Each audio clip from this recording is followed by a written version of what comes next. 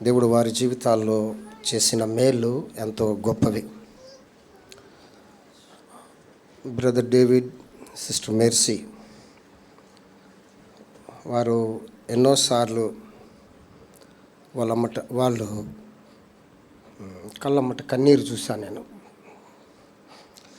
2015వ సంవత్సరంలో వారికి వివాహం అయింది. బిడ్డలు లేరు. బాధపడేది, ప్రభువుని అడిగేది. మనకి 2018వ సంవత్సరం నుండి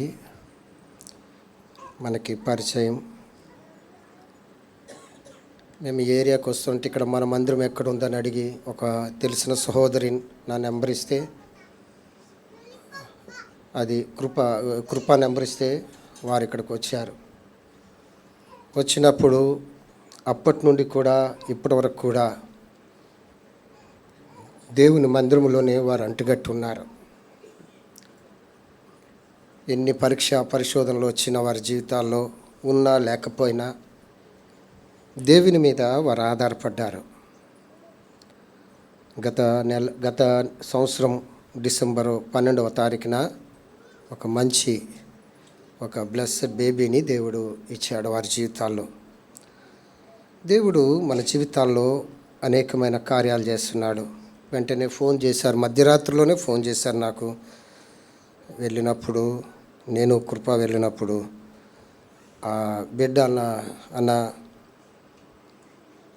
మీ ప్రార్థన, సంఘ ప్రార్థన మమ్మలను జ్ఞాపకం చేసుకుంది.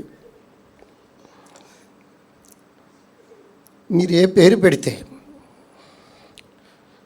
ఆ పేరే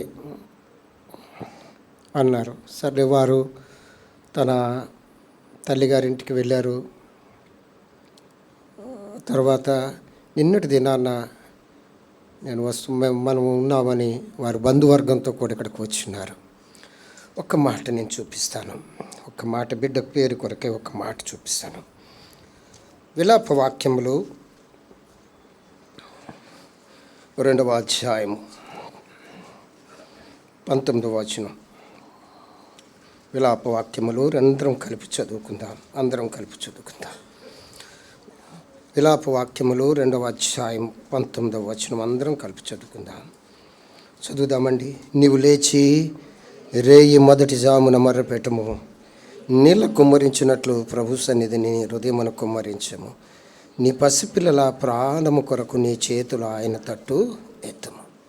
ఈ లోకంలో ఎవరు మంచి తల్లిదండ్రులు అంటే, ఐశ్వర్యం ఇచ్చిన వారు మంచి తల్లిదండ్రులు కాదు, మంచి విద్య చెప్పించిన వారు మంచి తల్లిదండ్రులు కాదు, లేక గొప్ప భూములు గట్ట సంపాదించి ఇచ్చినట్టు వారు మంచి తల్లిదండ్రులు కాదు. ఎవరు మంచి తల్లిదండ్రులు, గుడ్ పేరెంట్స్ ఎవరంటే, తన బిడ్డల కొరకు ప్రార్థన చేసేవారే మంచి తల్లిదండ్రులు. ఆ తల్లిదండ్రులు ఏం చేస్తారో తెలుసా? వారి పిల్లల ప్రాణాన్ని వాళ్ళు కాపాడుకుంటారు. అన్నీ ఇచ్చి వారి ప్రాణం పోతే అంతకన్నా దౌర్భాగ్యం. మీరిచ్చే ధనము మీ పిల్లల ప్రాణాన్ని కాపాడదు. మీరిచ్చే భూమి మీ పిల్లల ప్రాణాన్ని కాపాడదు. మీరిచ్చే చదువు మీ పిల్లల ప్రాణాన్ని కాపాడదు. మీరు చేసే ప్రార్థన నరకము నుండి రక్షిస్తుంది, దుష్టుని నుండి రక్షిస్తుంది, శ్రమ నుండి రక్షిస్తుంది. అనొచ్చు, మా తల్లిదండ్రులు అన్యులండి, మా కొరకు ప్రార్థన చేయలేదు అనొచ్చు. నువ్వు రక్షింపడ్డావు. నీ పిల్లల కొరకు నువ్వేం చేస్తున్నావు? ఎంతో డబ్బు ఇచ్చి వారిని నరకాన్ని పంపించేదానికన్నా ప్రార్థించి వారిని పరలోకం పంపించడం ఎంతో గ్రేట్ కదండి. ప్రార్థించి పరలోకం పంపించడము ఎంతో గ్రేట్. ప్రభు చెప్తున్నాడు, ఏ సమయంలో ప్రార్థించాలో చెప్పాడుతున్నాడు. చూడండి, నీ పిల్లల ప్రాణము కొరకు నీ చేతులెత్తు. అన్నీ చేస్తాం. చదువు కొరకు ఎంతో డబ్బును హెచ్చిస్తుంటాం, కానీ ఒక్క పని మనం చేయం. ఎర్లీ అవర్స్లో లేవం, ఉదయకాలంలో లేవం, ప్రార్థన చేయం, ప్రభు దగ్గర మొర్ర పెట్టాం. ఈ లోకంలో వారు ఉన్నత స్థితిలో ఉండొచ్చు, కానీ వారి ప్రాణాన్ని వారు పాడు చేసినట్టు వారు అవుతారు. నువ్వు ఒక మంచి తల్లిదండ్రులుగా ఉండాలి అంటే ఉదయకాలంలో నువ్వు లేవాల్సిందే. ఒకవేళ నీ తల్లిదండ్రులు అలా చేస్తున్నారంటే, ప్రభా నాకు ఇచ్చిన తల్లిదండ్రులు బట్టి నీకు వందనాలయ్యని ప్రభువుని స్తుతించు. అడుగుతున్నాడు కదా, రేయి మొదటి జామున మొరపెట్టు. రేయి మొదటి జామున. నేను హరిద్వార్లో నడుకున్న ఒక ఫోన్ వచ్చినప్పుడు, ప్రభా ప్రార్థన చేశాను ఆ రాత్రి రూమ్లో, ఏం పేరు పెట్టాలని. మన మీదకే మీదేనా ఉందమ్మా అంటే, కాదు అన్న, మీరేం నిర్ణయిస్తుంది.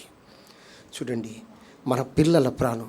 ఉదయాన్నే దేవుడు ఎటువంటి ఆశీర్వాదాలు ఇస్తాడు చాలా ఉన్నాయి, అవన్నీ నేను చెప్పను. కానీ ఒక 3 ఆశీర్వాదాలు క్లుప్తంగా రిఫరెన్సులు చదివేసి మనం ముగించుకుందాం. కీర్తన గ్రంథం 46వ అధ్యాయం 5వ వచనం. కీర్తన గ్రంథం 46వ అధ్యాయము 46వ అధ్యాయము 5వ వచనం చదవండి. దేవుడు ఆ పట్టణంలో ఉన్నాడు, దానికి చలనము లేదు. అరుణోదయమునే నువ్వు ప్రార్థన చేసి దేవుడు నీకేం చేస్తాడు? సహాయం చేస్తాడు. విలాప వాక్యములు 3వ అధ్యాయం 22, 23 వచనాలు. విలాప వాక్యములు 3వ అధ్యాయం 22, 23 వచనాలు. అమ్మా, యెహోవా కృపగలవాడు, ఆయన వాత్సల్యత ఎడతెగక నిలుచున్నది గనుక అనుదినము నూతనముగా ఆయన వాత్సల్యత. ఉదయ కాలములోనే దేవుని వేడుకుంటే సహాయము దొరుకుతుంది, వాత్సల్యము దొరుకుతుంది. ఇంకొక మాట చూద్దామా? నిర్గమాకాండం నేను వివరించట్లే, ముగించేస్తున్నాను. 16వ అధ్యాయం 12వ వచనం. నిర్గమాకాండం 16వ అధ్యాయం 12వ వచనం. నీవు సాయంకాలమున అది ఉదయాన్నే మొరపెడితే నీకు ఆహారం దొరుకుతుంది, మన్నా దొరుకుతుంది, జీవవాక్యము దొరుకుతుంది. రేయి మొదటి జామున దేవుని సహాయము కొరకు, దేవుని వాత్సల్యము కొరకు, దేవుని మాట కొరకు, మన పసి బిడ్డల ప్రాణము కొరకు వేడుకోవలసిన. ఇంకా నీ బిడ్డలు లోకములో కొట్టుకొని పోకుండా, అందుకే నహూము చూడవలసిన 2వ అధ్యాయం 1వ వచనంలో, లయకర్త మీ మీదకి వస్తున్నాడు. బిడ్డలు వీధుల్లో కనబడరట అండి, ఆడుకునేటట్టు కనబడరట, సంగీతనాదం వినబడదట, యవనులు కనబడరట, వృద్ధులు కనబడరట, నిర్మానుష్యముగా ఉంటున్నాయి వీధులు. ఎందుకు? లయకర్త వస్తున్నాడు. బిడ్డల కొరకు ఎవరు మంచి తల్లిదండ్రులంటే తన బిడ్డల కొరకు ప్రార్థించేవారు. ముఖాష్ అంబానీ ఇవ్వలేని ఐశ్వర్యము నీ బిడ్డలకి ఇస్తున్నావు. వారి ప్రాణాన్ని నువ్వు కాపాడుతున్నావు. ఏడగలవా? ఉదయ కాలంలో, ప్రభా నా బిడ్డల కొరకు నేను ప్రార్థన చేస్తానయ్యా, వారు నాశనము కాకూడదు ప్రభా,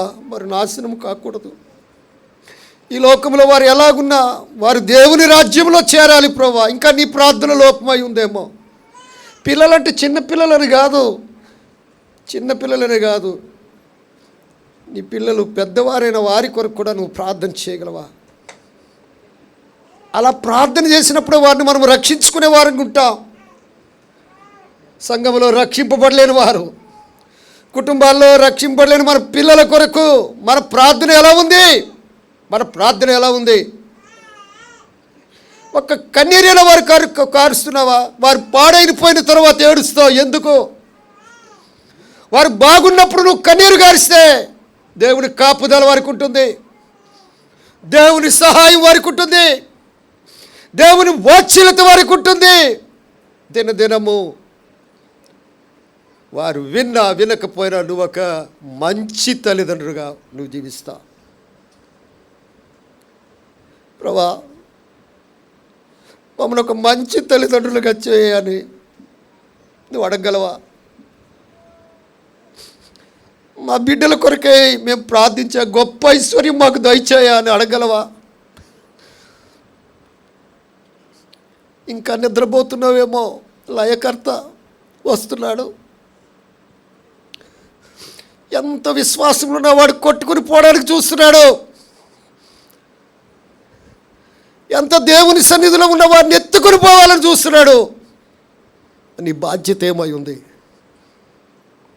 నీ బాధ్యత ఏమై ఉంది? నిద్రపోతావా? ప్రార్థన చేస్తావా? లేచి రేయి మొదటి జామున నీ బిడ్డల కొరకు నువ్వేం చేయాలి?